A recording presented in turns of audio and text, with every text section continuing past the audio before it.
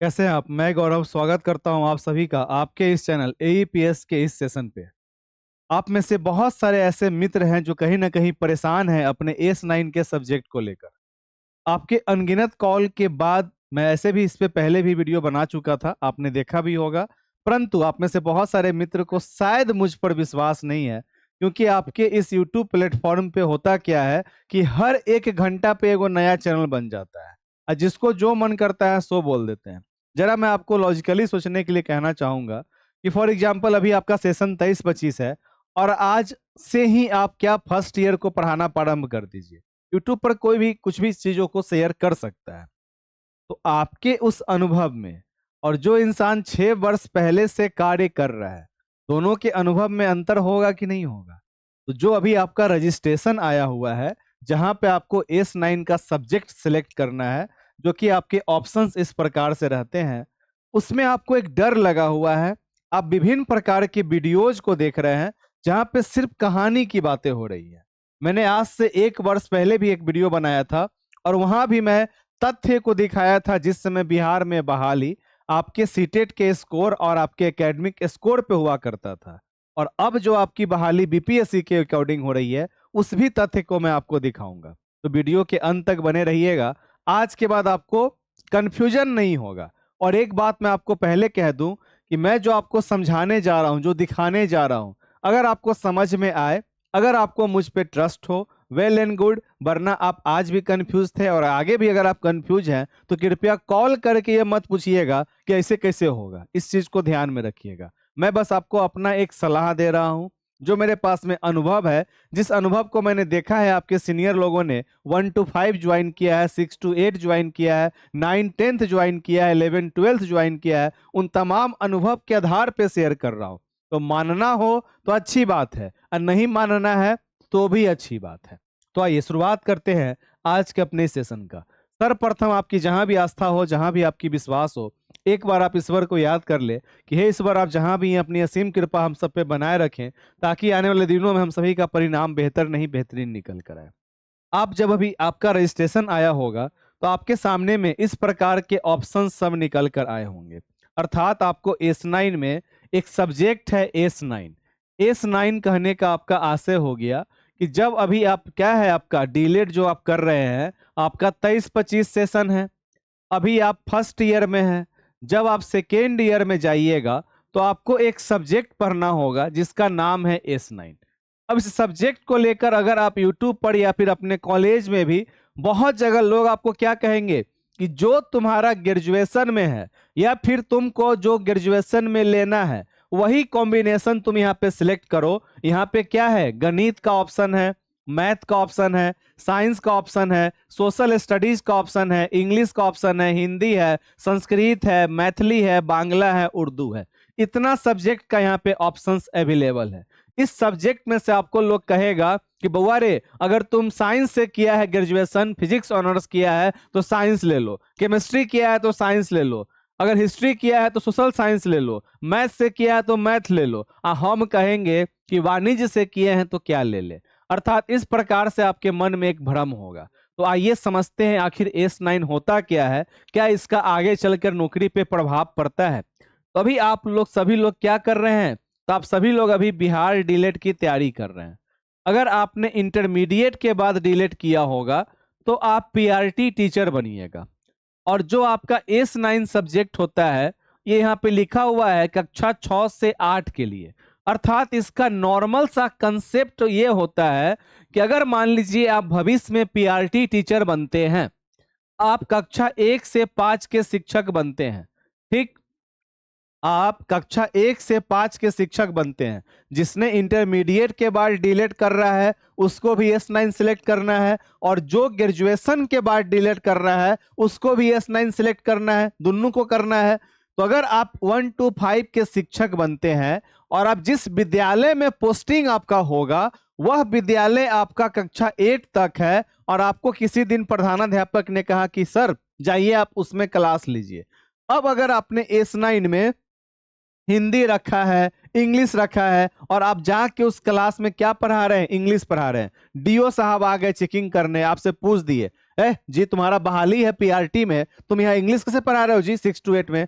तो आप क्या कहिएगा कि सर हम जब डीलेट कर रहे थे ना तो S9 में हम प्रशिक्षण प्राप्त किए थे इंग्लिश का भी कि कैसे पढ़ाते हैं इंग्लिश को। ये इसका नॉर्मल सा कंसेप्ट होता है। परंतु अपने बिहार में मैक्सिमम लोग या फिर कॉलेज में मैक्सिमम लोग इन तमाम चीजों को अपने सब्जेक्ट से जोड़ देते हैं। अब बांग्ला तो कहीं होगा नहीं, मैथिली कहीं होगा नहीं, उर्दू भी कम केस में होगा, और जितना सब्जेक्ट एक कॉलेज में विद्यार्थी लेगा उतना टीचर वहां पे होना मौजूद हो चाहिए, उपस्थित होना चाहिए। अलग अलग विषय का अलग अलग शिक्षक गण होने चाहिए। शिक्षक की अनुपस्थिति होती है और यहाँ पे लोगों को भ्रमित किया जाता है कि भाई आपका जो ग्रेजुएशन में है या फिर जो आपको आगे ग्रेजुएशन में लेना है उसके अकॉर्डिंग सिलेक्ट कीजिए।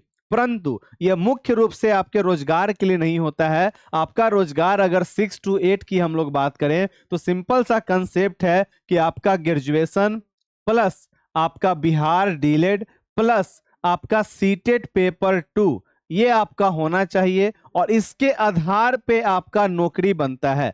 आइए, अगर आप मेरी बात को नहीं मानिएगा तो बीपीएससी आप क्या रोजगार देता है ना जी, उसी के नियम को मानिएगा। तो आइए, इस बार जो 6 to 8 का बहाली आया था पीआरटी के लिए, पीआरटी के अलावा ट्री 2.0 आपने नाम सुना होगा। इस बार जो आपका बहाली आया था बीपीएससी ट्री 2.0 उसके अंतर्गत में कक्षा 6 से 8 के लिए बहाली निकला था। बीपीएससी ट्री 2.0 में कक्षा 6 से 8 के लिए बहाली निकला था। अब इसके अंतर्गत हम लोग जो नियम बना होगा इस नियम को तो आप लोग नहीं काटिएगा क्या? कोई भी, चाहे गौरव बोले या दुनिया का कोई भी इंसान बोले, शिक्षक बोले, जो यहाँ पे नियम है इस नियम को कोई नहीं ना काटेगा जी। आइए 6 to 8 के नियम को देखते हैं। यहाँ पे ध्यान से इस पीडीएफ को देखिएगा।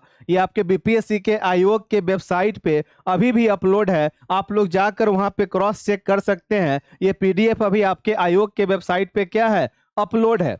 अब जैसे ही आप जाइएगा नीचे की तरफ, पेज नंबर आपका 5 आ गया। देखिए यहाँ पे लिखा हुआ है, साफ साफ पढ़िए, साफ साफ पढ़िएगा। देखिए मिस्टर आदर्श, क्या ये क्लियर दिख रहा है? देखिए पॉइंट नंबर ए, विद्यालय अध्यापक के स्नातक कोटि कक्षा 6 से 8 के लिए मध्य विद्यालयों में स्नातक कोटि 6 से 8 के विद्यालय अध्यापक की विषयवार निम्न पद होंगे। अर्थात कक्षा 6 से 8 के लिए आपके पास में 3 ऑप्शन होता है। नंबर 1 होता है या तो आप मैथ साइंस के टीचर बनिएगा, नंबर 2 सोशल स्टडीज और नंबर 3 लैंग्वेज। यहाँ पे लिखा हुआ है कि गणित एवं विज्ञान, सामाजिक विज्ञान और आपका भाषा, ये 3 ही ऑप्शन होता है आपका कक्षा 6 से 8 में। 6 से 8 में कोई आप फिजिक्स टीचर नहीं बनिएगा, मैथमेटिक्स या फिर केमिस्ट्री या बायोलॉजी नहीं, साइंस टीचर लोग बनता है, सोशल स्टडीज टीचर बनता है, हिस्ट्री, इकोनॉमिक्स, ज्योग्राफी अलग अलग टूटता नहीं है। ये 3 प्रकार का आपका पोजीशन निकलता है। अब यहाँ पे दिया हुआ है, साफ साफ पढ़िए। इसके नीचे शैक्षणिक एवं प्रशिक्षण योग्यता क्या लिख रहा है कि स्नातक विश्वविद्यालय अनुदान आयोग से मान्यता प्राप्त विश्वविद्यालय से प्राप्त डिग्री और प्रारंभिक शिक्षा में 2 वर्षीय डिप्लोमा, जिसे हम लोग डीलेट के नाम से जानते हैं। ये आपके डीलेट की बात हो गई। अगर हम लोग यहाँ पे विषय की बात करेंगे तो पेज नंबर 6 के नीचे 7 नंबर पेज पे आप ध्यान पूर्वक पढ़िएगा। आइए मैं आपको शुरू से यहाँ पे पढ़ाता हूं और प्रेम पूर्वक लाइंस को आप पढ़िए। वर्ग 6 से 8 के भाषा विषय के विद्यालय अध्यापक के लिए स्नातक स्तर पे प्रतिष्ठा ऑनर्स विषय के रूप में संबंधित भाषा पठित हो। अर्थात अगर आप 6 to 8 में लैंग्वेज शिक्षक बनना चाहते हैं, चाहे संस्कृत के, चाहे हिंदी के, चाहे उर्दू के, तो आपका S9 में क्या है उससे मैटर नहीं है। आपका ग्रेजुएशन में जो आपने ऑनर्स किया है वहां पे आपका हिंदी होना चाहिए अगर आप हिंदी शिक्षक बनना चाहते हैं। आगे कह रहा है कि 6 से 8 सामाजिक विज्ञान, सामाजिक विज्ञान का शिक्षक कौन बनेगा? तो स्नातक स्तर पे इतिहास, भूगोल, राजनीति शास्त्र, दर्शन शास्त्र, अर्थशास्त्र, वाणिज्य, इसी को हम लोग कॉमर्स कहते हैं। अर्थात जिसने भी ग्रेजुएशन में बीकॉम किया है तो ऐसा आवश्यक नहीं है कि वो S9 में सोशल साइंस ले, वो S9 में अपने इच्छा अनुसार कुछ भी ले सकता है। तो वाणिज्य, मनोविज्ञान, समाज शास्त्र, गृह विज्ञान में से कोई 2 विषय स्नातक स्तर पे पठित हो। अर्थात यहाँ पे जो बीकॉम वाले हैं उनका भी सब्जेक्ट आ गया, किसके लिए? सोशल साइंस के लिए। अब जो 6 से 8 गणित एवं विज्ञान का बनना चाहता है उनके लिए गणित, भौतिक विज्ञान, रसायन, जीव विज्ञान में से कोई भी 2 विषय पठित हो। फॉर एग्जाम्पल मान लीजिए कोई बच्चा बीटेक किया हुआ है और बीटेक करके उसने क्या किया, उसने S9 में ले लिया हिंदी, S9 में ले लिया हिंदी। तो इसका अर्थ ही थोड़ी ना है कि बीटेक वाला बच्चा S9 में हिंदी लिया तो इसको नौकरी नहीं मिलेगा। वो उसको एक चॉइस करना जो अपने इच्छा से उसने कर लिया। परंतु बीटेक के प्रथम वर्ष में फिजिक्स भी पढ़ना है, केमिस्ट्री भी पढ़ना है, 4 गो मैथ भी पढ़ना है। अब जब ये आगे चल के डीलेट कंप्लीट करेगा तो ये बीटेक के बाद क्या करेगा, डीलेट करेगा, फिर सीटेट पेपर 2 में मैथ साइंस से पेपर को क्वालिफाई करेगा और तब जाकर बीपीएससी में बैठेगा और मैथ साइंस टीचर वाला में ये फाइट करेगा, क्योंकि इसने अपने ग्रेजुएशन में B Tech is also equivalent to graduation, और उसने अपने ग्रेजुएशन में मैथ साइंस अर्थात फिजिक्स, केमिस्ट्री, मैथ को उसने पढ़ा है। और यहाँ पे साफ साफ लिखा हुआ है कि कोई भी 2 विषय पठित हो। इसके नीचे भी आप लोग पढ़ लीजिए कि कक्षा 6 से 8 तक के विद्यालय अध्यापक के पद पे नियुक्ति हेतु शैक्षणिक एवं प्रशैक्षणिक योग्यता में अनुसूचित जाति जनजाति ये जो अपना 5% का छूट मिलता है, सो क्या कहीं भी आपका S9 का चर्चा है? तो मैं उन तमाम मित्रों से कहना चाहूंगा जो भी हमारे जूनियर्स, क्योंकि मैंने शुरुआत किया है बिहार डीलेट का यूट्यूब पे पढ़ाने का, मैं गर्व से कहता हूं कि सबसे पहला इंसान हूं मैं जो आपको मैं 18-20 सेशन से शुरुआत किया हूं बिहार डीलेट का। तो जो भी हमारे नवीन नए में धिया पुता मित्र लोग जो कनेक्ट होकर चीजों को शेयर करना प्रारंभ करते हैं, तो प्लीज सारे चीजों को देखिए, क्योंकि आपका एक शेयर किया हुआ वीडियो लोगों के मन में ढेर सारा कंफ्यूजन को उत्पन्न कर देता है। और हमारे प्यारे शिक्षक गण, आप लोग भी एक बार कम से कम विज्ञापन को निकाल के पढ़िए और विज्ञापन को पढ़ने के बाद इस चीज को अपने बच्चों में, अपने विद्यार्थियों में शेयर कीजिए। आप तो बोल देते हैं कि अपने मन से ले लो, कॉम्बिनेशन मिला लो। अब विद्यार्थी यहाँ पे परेशान। मेरा एक मित्र है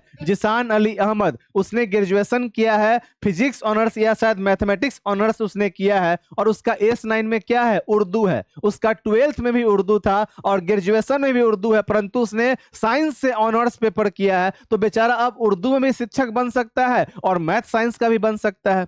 इस तरह से कम पूरे विज्ञापन को पढ़िए और सीधा अलबलाइए मत। ओवरऑल आपका फाइनल कंक्लूजन ये रहा कि आप S9 में कोई भी विषय अपने इच्छा के अनुसार ले सकते हैं, जो आपको पढ़ने का इच्छा हो, जिसमें आपका इंटरेस्ट हो। और आपका नौकरी कैसे होता है, तो आपके ग्रेजुएशन के सब्जेक्ट के कॉम्बिनेशन के आधार पे, और ये सब्जेक्ट कॉम्बिनेशन आपको अपने ग्रेजुएशन के अकॉर्डिंग करना है। और सीटेट में मात्र 2 तरह का एग्जाम होता है, एक आपका मैथ साइंस वाला और एक आपका सोशल साइंस वाला। अब यहाँ पे सारा विषय का आपका नाम लिखा हुआ है, मन हो तो स्क्रीनशॉट ले लीजिए। ये रहा आपका सोशल साइंस वाले सभी का नाम। इतिहास से किए, भूगोल से किए, राजनीति से किए, दर्शन है, अर्थशास्त्र, वाणिज्य, मनोविज्ञान, समाज, ये सारा नाम आपका सोशल स्टडीज के लिए। और मैथ साइंस के लिए भौतिकी, गणित, रसायन, जीव विज्ञान में से कोई भी 2। और इसके साथ में आपका पेपर 2, सीटेट का पेपर 2 क्वालिफाई होना चाहिए, तब आप 6 to 8 के टीचर बनते हैं। अर्थात आपको S9 से